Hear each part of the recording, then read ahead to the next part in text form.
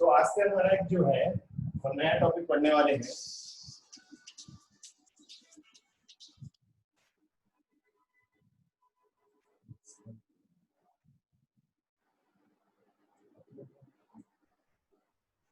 आज से एक नया टॉपिक पढ़ने वाले हैं which is very important for 11th class. 11th class में ये टॉपिक बहुत इंपॉर्टेंट है और 10th में भी था, क्योंकि ट्रिग्नोमेट्री वर्ड जो मैं बोलने वाला हूँ, आपने ट्रिग्नोमेट्री तो 10th क्लास में बहुत पढ़ी है। 10th क्लास में आपकी बहुत सारी ट्रिग्नोमेट्री थी। अब उसी का आगे का पार्ट जो है वो हमारे 11th क्लास में है, यानी कि 11th क्लास में हम लोग ट्रिग्नोमेट्री का नेक्स्ट पार्ट पढ़ने वाले हैं।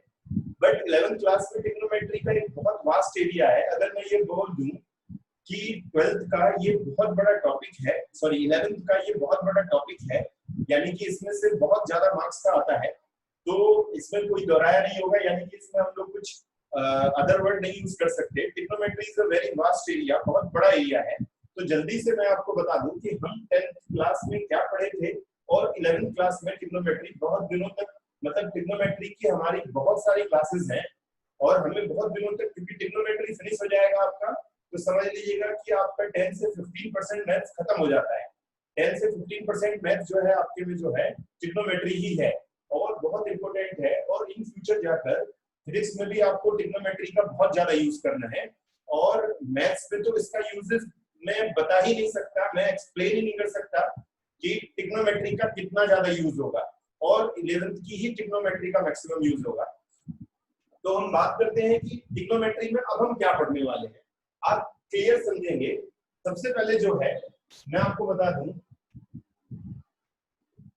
कि ये जो क्वाड्रेंट होता है वो 0 से 90 के बीच में होता है और ये जो क्वाड्रेंट होता है 90 टू 180 होता है और ये क्वाड्रेंट होता है 180 टू 270 और ये होता है 270 टू 360। तो अगर मैं इसे पाई की फॉर्म में लिखना चाहूं, जैसे मैंने आपको बताया था, पहले भी एक्सप्लेन कर चुका हूं कि अगर जैसे कि सपोज दैट ये x डिग्री है तो पाई बाई 180 इंटू एक्स अगर कर देंगे हम लोग तो ये हमारी जो है वो डिग्री फॉर्म है और ये जो है वो है रेडियन फॉर्म।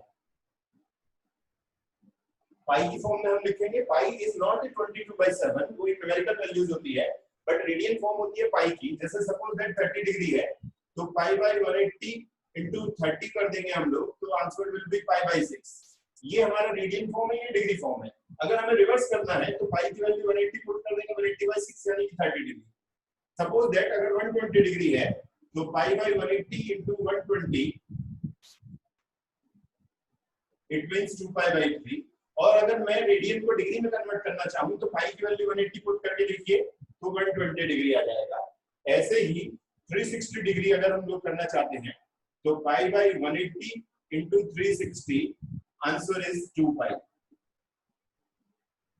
270 डिग्री है तो पाई बाई 180 इंटू 270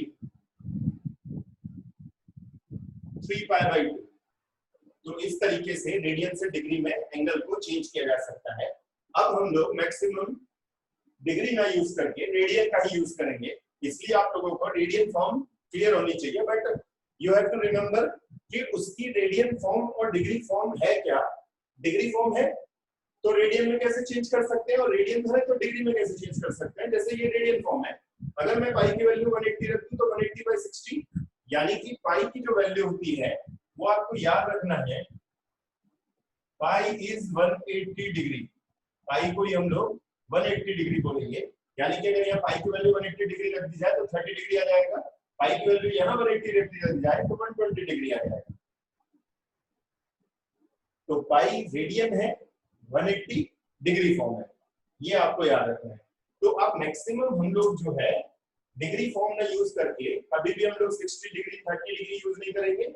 अब हम लोग जो है जैसे 45 डिग्री है तो pi by 180 into 45 it means pi by 4। 60 degree है पाई बाई 180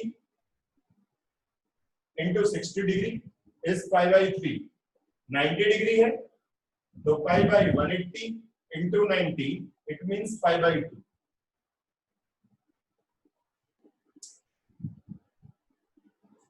तो अब हम जब भी हम लोग जो है एंगल के बारे में डिस्कस करेंगे तो वो एंगल हमारा डिग्री ही फॉर्म में नहीं होगा, हो भी सकता है नहीं भी हो सकता है, पर मैक्सिमम यूज रेडियन यूज किया जाएगा।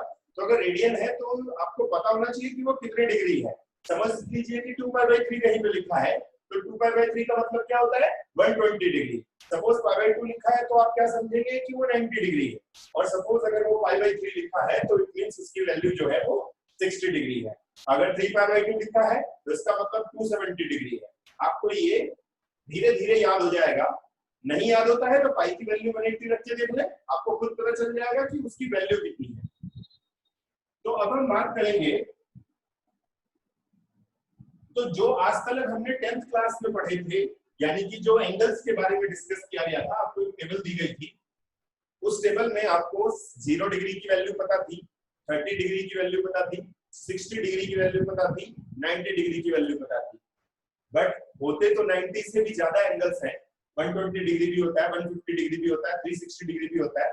तो what is the value of 260 degree या 230 डिग्री या 360 डिग्री या 90 डिग्री?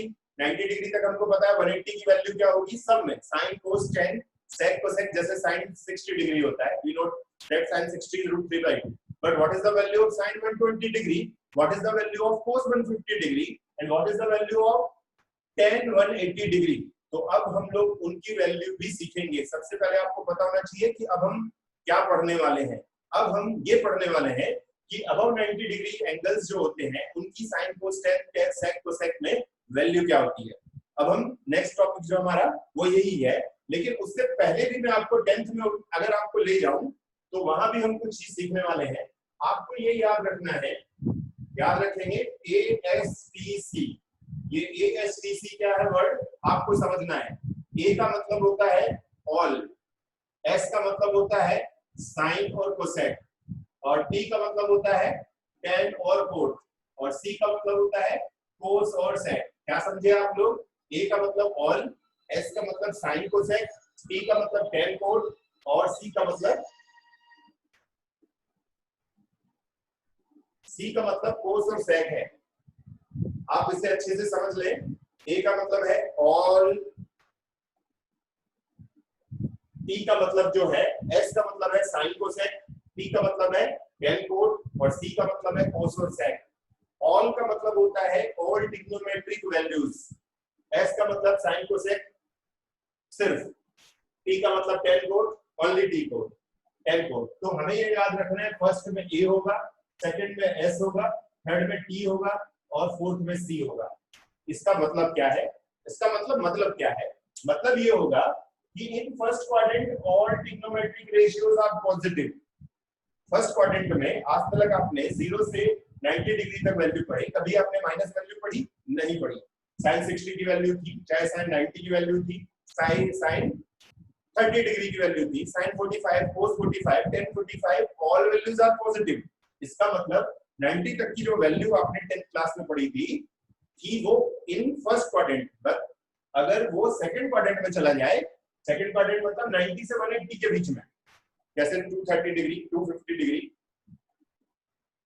सॉरी वो तो थर्ड क्वाड्रेंट में चला जाएगा, जैसे 120 डिग्री, 150 डिग्री, ये सेकंड क्वाड्रेंट में आ जाएगा। लेकिन थर्ड क्वाड्रेंट में 180 से ऊपर आ जाए तो क्या होगा? तो यहाँ पर सेकंड क्वाड्रेंट में साइन और कोसेक पॉजिटिव होगा, बाकी सब नेगेटिव होंगे। याद हो गया कि सेकंड क्वाड्रेंट में साइन और कोसेक को छोड़कर सारे ट्रिग्नोमेट्रिक रेशियोज नेगेटिव होंगे।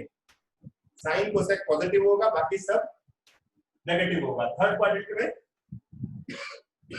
tan और कोट पॉजिटिव होगा, बाकी सब नेगेटिव होंगे। और फोर्थ क्वाड्रेंट में कोस और सेक पॉजिटिव होगा, बाकी सब ट्रिग्नोमेट्रिक रेशियोज नेगेटिव होंगे। दोबारा से रिपीट कर रहा हूं मैं, फर्स्ट क्वाड्रेंट में सारे ट्रिग्नोमेट्रिक रेशियोज पॉजिटिव होते हैं अगर एंगल 0 से 90 के बीच में है, लेकिन 90 से 180 के बीच में एंगल है तो सिर्फ साइन और कोसेक की वैल्यू को छोड़कर बाकी की सब वैल्यू नेगेटिव होंगी। थर्ड क्वाड्रेंट में tan और कोट को छोड़कर बाकी की सारी वैल्यूज नेगेटिव होंगी, और फोर्थ क्वाड्रेंट में कोस और सेक को छोड़कर बाकी की सारी वैल्यूज नेगेटिव होंगी। यानी कि कोस और सेक के अलावा जितनी भी ट्रिग्नोमेट्रिक वैल्यूज होती हैं वो फोर्थ क्वाड्रेंट में नेगेटिव होंगी। तो अब हम क्या सीख रहे हैं वो हम सीखे यहाँ पर। देखिए, हम 10th क्लास की अगर बात करते हैं, जैसे हमने पढ़ा था 10th क्लास में x स्क्वायर इज 4, तो x इज +-2। कभी भी हमने x इज 2 नहीं लिखा। क्यों नहीं लिखा? क्योंकि it is a quadratic equation, तो आंसर दो होंगे प्लस माइनस, एक प्लस होगा एक माइनस होगा, दोनों सेटिस्फाइड करते हैं। x की जगह 2 रखूंगा तो आंसर 4, -2 रखूंगा तो 4। क्योंकि ये क्वाड्रेटिक इक्वेशन है, इसका मतलब x के दो आंसर होने चाहिए, x के हमारे दो आंसर होने चाहिए, दो से कम नहीं होने चाहिए, क्योंकि ये क्वाड्रेटिक इक्वेशन है। बट अगर जो है हमने ऐसे लिखा था sin square x is equals to 1 minus cos square x और sin x is equals to root over 1 minus cos x, आपको याद होगा हमने ऐसे ही किया था कि यदि sin की वैल्यू 3/5 है, फाइंड cos थीटा, तो cos थीटा कैसे फाइंड आउट करेंगे हम लोग? तो cos square theta is 1 minus sin square theta, sin theta की वैल्यू हम लोग 3/5 रख देते हैं, तो 1 माइनस 9/25 यानी कि 16/25 इज cos स्क्वायर थीटा, तो cos थीटा इज 4/5। ये था हमारा 10th क्लास, याद है आप लोगों को? cos थीटा की वैल्यू हम ऐसे निकालते थे, बट क्योंकि ये स्क्वायर लगा है तो आंसर तो प्लस माइनस होना चाहिए। बट हमने 10th क्लास में सिर्फ क्या लिखा था, यहाँ पर प्लस लिखा था, पर वो रॉन्ग है, आंसर होना चाहिए प्लस माइनस। पर 10th क्लास भी गलत नहीं था, एज पर 10th क्लास, क्योंकि आपने सिर्फ फर्स्ट क्वाड्रेंट पढ़ा था और फर्स्ट क्वाड्रेंट में जो है साइन और कोस सब पॉजिटिव होते हैं, बाकी सब नेगेटिव होते हैं। तो अगर मैं यहाँ पे ये लिख दूं कि थीटा फर्स्ट क्वाड्रेंट से बिलोंग करता है तो सिर्फ प्लस लिखेंगे आप लोग, लेकिन अगर मैं ये लिख दूं थीटा फर्स्ट क्वाड्रेंट से बिलोंग नहीं करता है तो आप यहाँ प्लस माइनस कुछ भी हो सकता है। अब कैसे वो हम समझें कि जैसे कि मैं अगर बात करता हूं तो ये आंसर अभी हमारा 10th क्लास का है, प्लस माइनस आना चाहिए था पर हमने प्लस लिखा। 10th क्लास में हमने ऐसे ही सॉल्व किया था, बट 10th क्लास में हमने सिर्फ ये सॉल्व किया था, वो गलत था। पर एज पर 10th क्लास वो गलत नहीं था, क्योंकि 10th में हमने सिर्फ 90 डिग्री तक एंगल्स पढ़े थे। तो अगर मैं ये लिख दूं, देखिए अगर मैं ये लिख दूं theta is between 0 to 90 degree, ये आंसर जो है हमारा करेक्ट है। मतलब फर्स्ट क्वाड्रेंट में देखिए 0 से 90 डिग्री मतलब फर्स्ट क्वाड्रेंट में चाहे साइन हो, कोस हो, टेन हो, तो यहाँ कोस जो है आंसर कैसा होगा? प्लस में होगा। बट अगर मैं ये लिख दूं, नेक्स्ट क्वेश्चन बना देता हूं, if sin theta is 3/5 find cos theta. अच्छा एक बात हो है, प्लस माइनस हम क्यों लिखते हैं? स्क्वायर की वजह से, लेकिन अगर स्क्वायर ना हो तो प्लस माइनस नहीं लिखते, जैसे मैं अभी बताऊंगा। Find cos theta if theta is between 180 to 270 degree, 180 to 270 degree, 180 to 270 degree का मतलब क्या होता है? Third quadrant. 180 से 270 मतलब ये थर्ड क्वाड्रेंट में बिलोंग करता है। तो cos square theta is equals two plus minus 1 minus sin square theta plus minus 1 minus 9/25, it means plus minus 4/5। ये cos थीटा की वैल्यू आ जाती है हमारी प्लस माइनस 5। बट अब वो बोल रहा है थर्ड क्वाड्रेंट, तो थर्ड क्वाड्रेंट में देखिए टेन और कोट को छोड़कर सब नेगेटिव है, तो ये cos थीटा है, तो cos थीटा की वैल्यू क्या होगी यहाँ पर? -4/5। क्यों? Theta lies in third quadrant, theta जो है थर्ड क्वाड्रेंट पर लाइज करता है। अब मैं अगर इस क्वेश्चन को फिर से थोड़ा सा चेंज कर दूं, सेम क्वेश्चन को,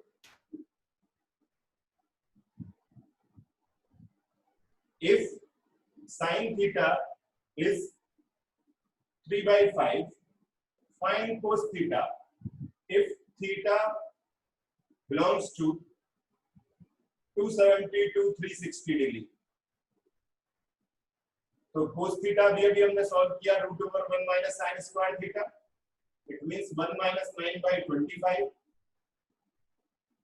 प्लस माइनस लिखना जरूरी है क्योंकि स्क्वायर वैल्यू है, तो cos theta is plus minus 4/5। अब क्योंकि थीटा फर्स्ट फोर्थ क्वाड्रेंट, देखिए इस क्वेश्चन में फोर्थ क्वाड्रेंट में बिलोंग करता है, तो फोर्थ में देखिए cos और sec प्लस है, फोर्थ में जो है cos और sec प्लस है, बाकी सब माइनस में है। इसका मतलब theta lies in fourth quadrant, तो cos थीटा की वैल्यू होगी 4/5। तो आंसर आपने देखा फर्स्ट क्वाड्रेंट में था, तो cos थीटा पॉजिटिव है क्योंकि फर्स्ट क्वाड्रेंट में सब पॉजिटिव है, यहाँ मैंने इसको थर्ड क्वाड्रेंट कर दिया तो cos थीटा की वैल्यू माइनस में आ गई। प्लस माइनस होता है बट माइनस में लिखेंगे क्योंकि वो थर्ड क्वाड्रेंट से बिलोंग करता है। सेम क्वेश्चन को, और इस क्वेश्चन में मैंने फोर्थ कर दिया तो ये पॉजिटिव आ गया क्योंकि फोर्थ क्वाड्रेंट में cos की वैल्यू पॉजिटिव है। बट अगर मैं यहाँ पे ये बोलूं कि अभी मुझे tan थीटा भी निकालना है तो sin theta by cos theta आएगा। तो मैंने sin की वैल्यू जो है हमारी 3/5 है और cos थीटा 4/5 है। 5 से 5 कैंसिल किया 3/4। अब आपके दिमाग में क्वेश्चन आया होगा कि मैंने यहाँ प्लस माइनस क्यों नहीं यूज किया। मैं बस यहाँ डायरेक्टली sin cos की वैल्यू इसीलिए पुट की क्योंकि यहाँ स्क्वायर नहीं लगा था ना। स्क्वायर लगा होता तभी प्लस माइनस आंसर होता है। जैसे यहाँ पर यहाँ स्क्वायर नहीं है तो प्लस माइनस में आंसर नहीं होगा। हमारा सिर्फ आंसर क्या होगा, एक्चुअल आंसर साइन और cos की वैल्यू। ऐसे इस क्वेश्चन में अगर इस क्वेश्चन को भी सॉल्व किया जाए तो tan theta is sin theta by cos theta, sin is 3/5 and cos theta is -4/5. Answer is -3/4। यहाँ -3/4 आ जाएगा क्योंकि यहाँ स्क्वायर नहीं लगा है। आपको ये बात याद रखनी है कि क्वाड्रेंट के अकॉर्डिंग ही हमें क्वेश्चन को सॉल्व करना है। आई होप कि आपको ये कंसेप्ट समझ में आ गया होगा। मैं एक और एग्जांपल आपको सॉल्व करके दिखा रहा हूं।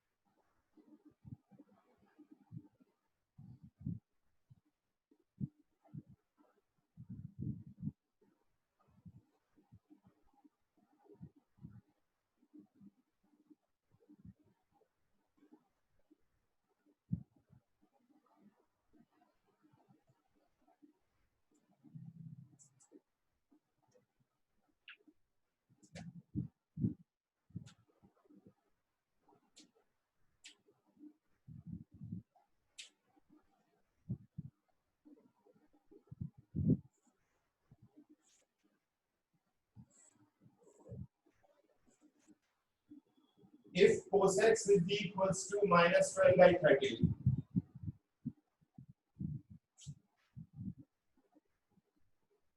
find sin x and tan x if x lies in third quadrant.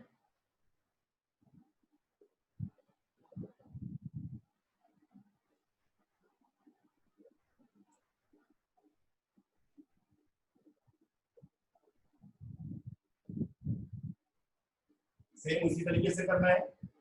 sin x is plus minus √1 minus cos square x plus minus 1 minus -12/13 whole square. Minus का स्क्वायर देखिए प्लस होगा, it means 144/169। It means 169 minus 144 divided by 169 5/13 plus minus, it means sin x is plus minus 5/13। अब given है x lies in third quadrant, x lies in third quadrant। Third quadrant में sin x कैसा होता है, देखिए sin x की value निकालना है हम लोग। थर्ड क्वाड्रेंट में sin x कैसा होता है, नेगेटिव होता है। ASTC थर्ड में तीन सिर्फ tan कोड को पॉजिटिव करते हैं, बाकी सब नेगेटिव है, तो इसका मतलब sin x नेगेटिव है। Hence sin x is -5/13। ये आंसर है।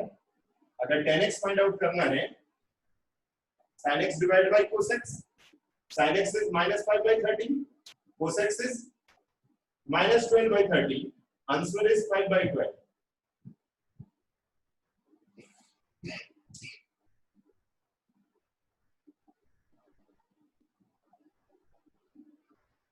आप इससे और भी वैल्यू निकाल सकते हैं। जैसे मैंने 10x वैल्यू निकाली, ये तो सिर्फ 10x पूछा है, आपका कोटेक्स जो होगा वो होगा 12/5। और अगर आपको कोसेक x निकालना है, कोसेक x जो है वो होता है 1/sin x। sin x का आंसर क्या था हमारा? -5/13, यानी कि -13/5। और sec x अगर आपको फाइंड आउट करना है, जैसे आपसे अगर 6 के 6 ट्रिग्नोमेट्रिक रेशियोज फाइंड आउट करना चाहे, आपको एक दिया है, बाकी के 5 को फाइंड आउट करवा रहा है, तो आप पहले cos निकाल लेते हैं, sin निकाल लेते हैं, फिर sec जो होता है 1/cos होगा। इट मींस cos x की जो वैल्यू है वो -12/13 है, इट मींस -13/12। अगर आपसे अदर ट्रिग्नोमेट्रिक रेशियोज भी पूछ रहा है तो आप ऐसे सॉल्व करेंगे। फिर से मैं आपको बताता हूं, sin x दिया था, cos x गिवन था, sin x होगा प्लस माइनस। ध्यान रखिए प्लस माइनस तभी यूज होगा जब यह स्क्वायर होगा। स्क्वायर है यहाँ पर, इसीलिए हमने प्लस माइनस का यूज किया है। कभी-कभी क्वेश्चन ऐसे भी दिया होता है कि if sec x is -13/12 find sin x and tan x।